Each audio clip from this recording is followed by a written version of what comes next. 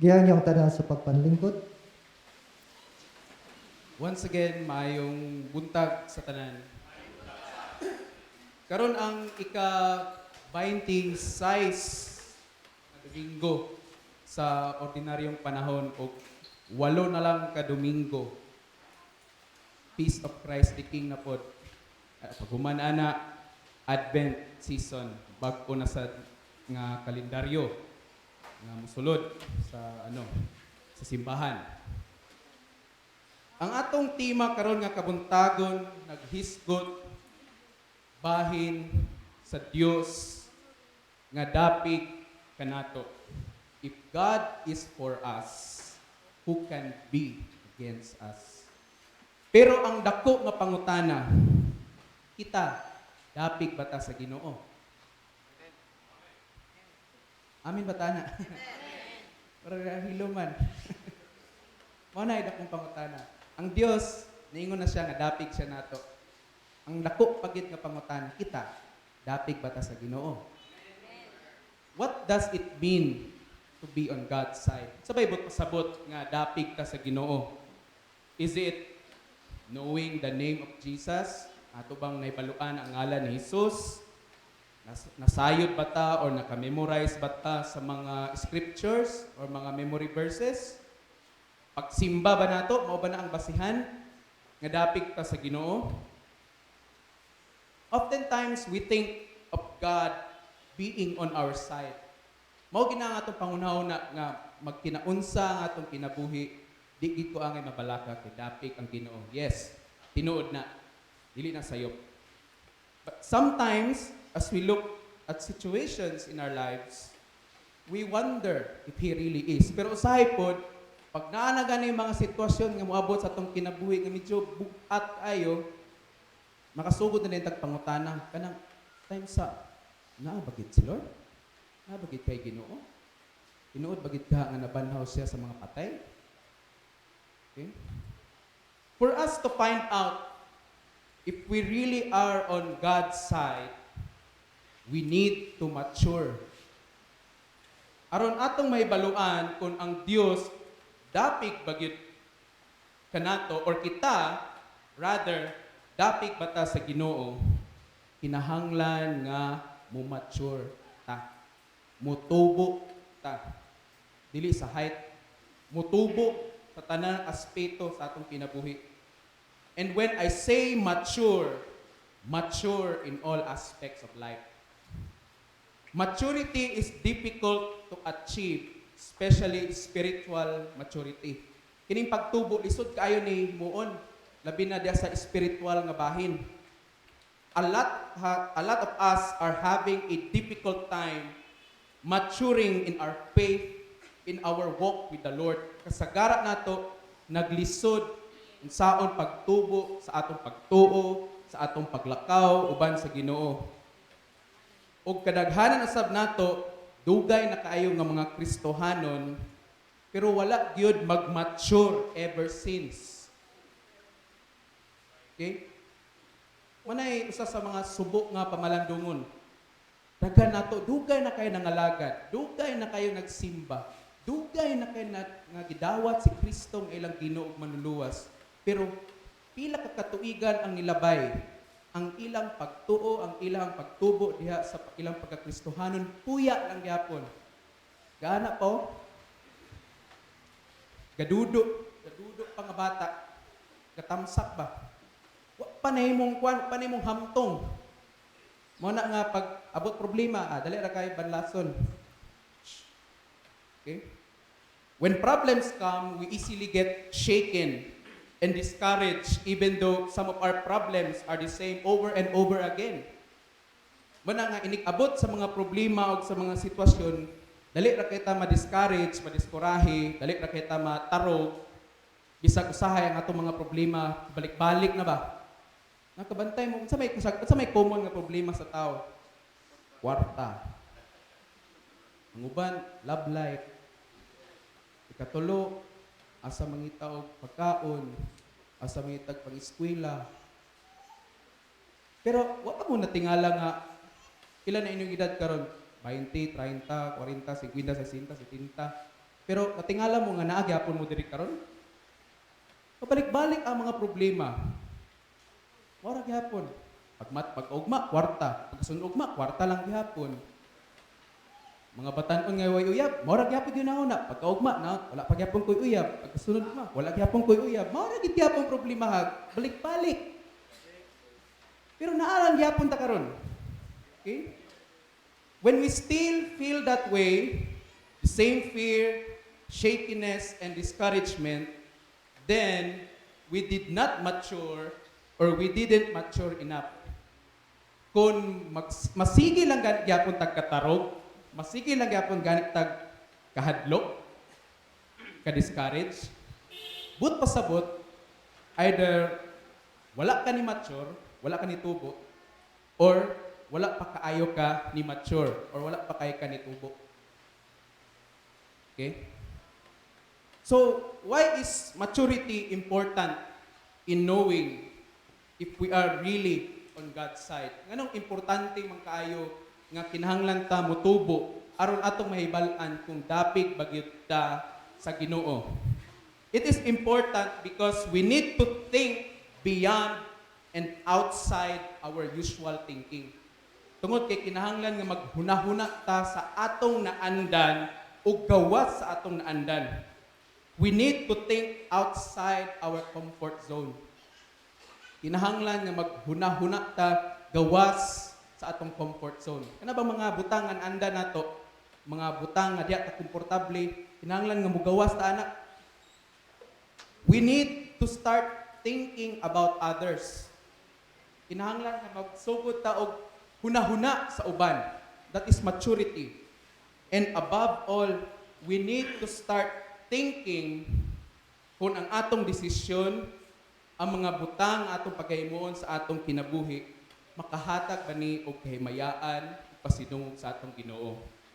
Maunay tinuuray nga maturity. Okay? We need to think bigger than ourselves. We need to start thinking about God's vision for our lives. Ang usa ka mature nga Kristohanon ug ang usa ka Kristohanon nga dapig sa Ginoo, magsugod na siya hunahuna kung unsa man gyoy mga panan-awon sa Ginoo sa iyang kinabuhi. Dili kay magsigil siya hunahuna kung unsa ang pagpalambo sa iyang kaugalingon. Hangtod nga nawala na lang sa kalibutan, giulod, wa lang gyapon hitabo.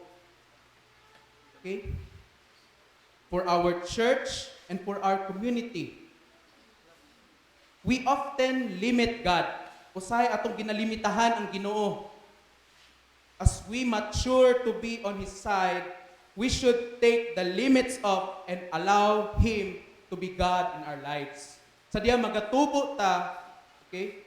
Sa diya magatubo ta diha sa atong paglakaw kang Kristo, kung sa una atong ginalimitahan ang Ginoo sa atong kinabuhi, karon ato nang tangtangon nga pangunahuna, dili nato limitahan ang Ginoo ug atong tugutan nga ang Ginoo mahimong Ginoo gid sa atong kinabuhi. Amen ba mo ana? Let God be God. Instead of always ordering God around, we need to start listening to Him and accepting His call and mission in our lives. Kay usahay ang atong pagtuo sa Ginoo, murag ka na bang waiter bitaw? Kanang sa kananan, kanang order na ko. Say mo sir. Say ina natong tanaw sa Ginoo, kanang murag sugo-sugoon ba? Lord, wala koy kwarta karon tagay sa tubi. Lord, wala pang bayad pag-exam akong anak. Tagay sa tubi. Say murag waiter atong tanaw sa Ginoo. Pero ang usa ka Kristohanon nga nag-mature, okay, diha sa iyang pagpangalagad sa Ginoo, imbes nga siya ang sigig panugo sa Ginoo, siya na pod ang maminaw kung unsay gisulti sa Ginoo sa iyaha. Siya na pod ang mudawat kung unsay tawag ug misyon sa Ginoo para sa iyang kinabuhi. We need to accept His instructions. Kinahanglan nga dawaton nato kung unsay gisulti sa Ginoo kanato.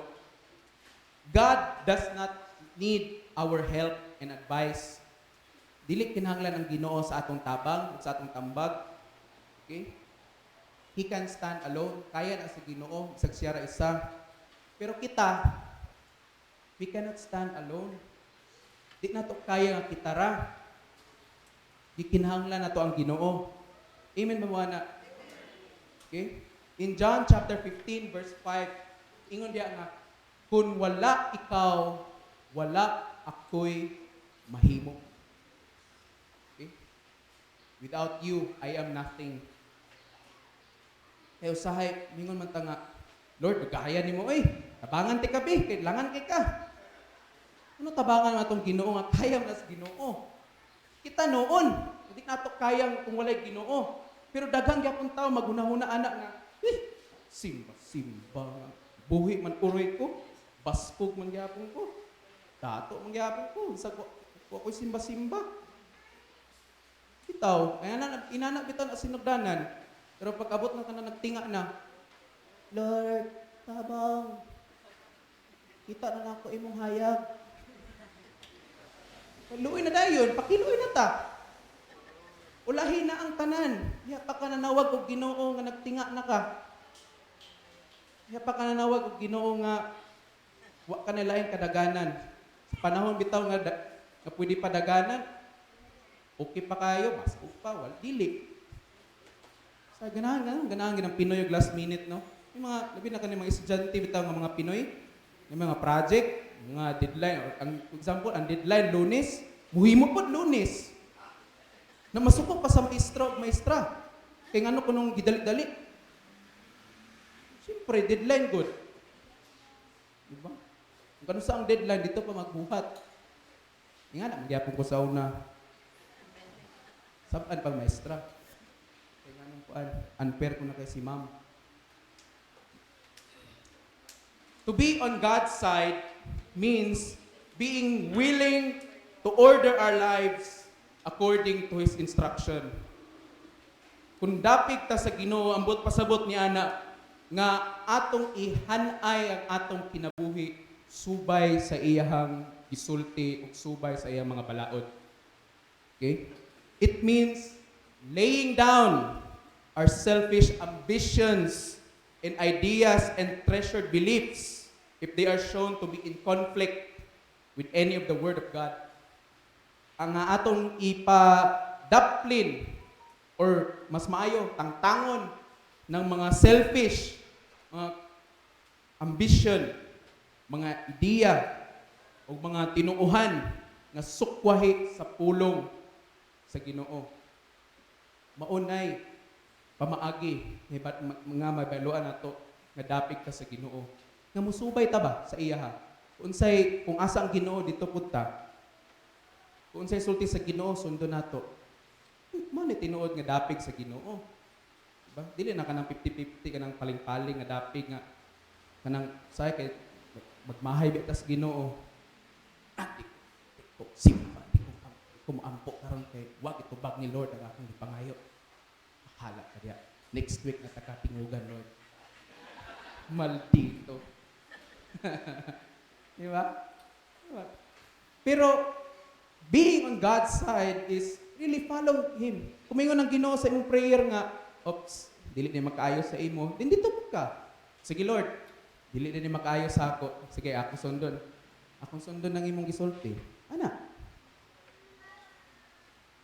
It means lining our lives, our families, our relationships, and our nation up to God's Word. Dili lang ang atong kaugalingon, but even ang atong mga pamilya, ang atong mga relasyon, ug bisan ang atong nasod, atong isubay sa pulong sa Ginoo. To God's standards sa Ginoo. Dili standard sa tao. Okay? Kay low quality man ang standard sa tao.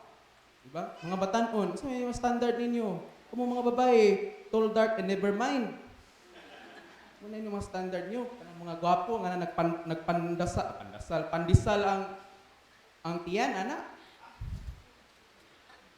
Pero ang ending day, wag na. Lagom diha, bunog. imong punching bag. Lahi ato standard. Kamo mga lalaki, so yung mga standard nga mga dagkog dughan. Dagkog kasing-kasing man inyong standard. Look beyond. Dili na kung dili na standard sa Ginoo, say mamugos pa kita. Lord, kung dili manggaling siya para sa ako, okay ra. Pero mas nindot ang Lord kung siya gyud. Palusot gyud, hala sige pangitag lusot. Kay mangitag ig lusot. Kay abig mailad ang Ginoo ba? God's standards. Not our own measuring stick. Dili ang atong kaugalingon nga sukdanan, kundi ang sukdanan sa Ginoo. Okay? In Isaiah chapter 55 verse 8 to 9 it says, "For my ways are higher than your ways, and my thoughts are higher than your thoughts." Okay? According to Abraham Lincoln, alam mo ni Abraham Lincoln? Isa sa mga sikat na mga presidente sa Amerika. Niingon siya, "My concern is not whether God is on our side, but my greatest concern is to be on God's side, for God is always right." Sa Binisaya pa, ang akong gikabalak-an dili kon ang Dios dapig kanato. Ang akong labing gikabalak-an mao ang pagdapig sa Dios. Kay ang Dios kanunay husto. Ingon siya nga dili ko nga balaka nga kung dapig ba ang Ginoo nako dili. Ang akong gikabalak-an kung ako ba dapig ba ko sa Ginoo. Okay?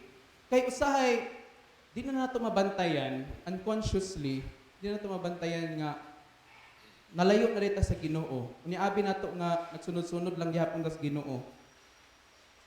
Kay na-consume na ta sa mga kalibutanon nga mga desire, sa mga kalibutanon nga mga tinguha, mga kalibutanon nga mga buluhaton. Unya abi lang gyapon nato nga nabitaw si Lord.